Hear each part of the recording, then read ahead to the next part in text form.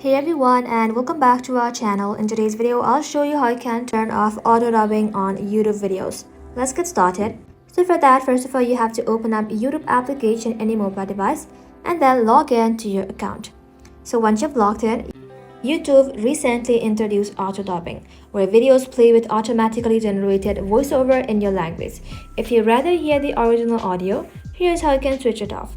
For that, first of all, you have to play the YouTube video that's been dubbed automatically.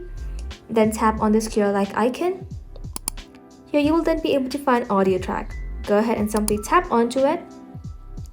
And then select original to disable dubbing and listen to the creator's original language. For most accounts, YouTube will remember your choice, so the next video will also play in the original audio. And that's it.